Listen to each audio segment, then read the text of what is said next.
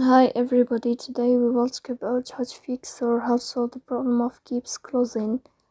On the application of Remitly app, you will go to settings. Here on this page you will go to apps, default apps, app settings. On above we will search about Remitly app and you will click here. Then this page of app info, you will click on first stop and you will click OK.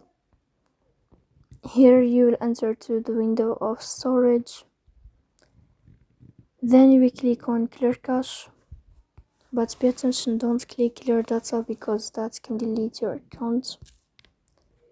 Then you can turn on your airplane mode and you can turn off your airplane mode again. So please don't forget to support us by liking.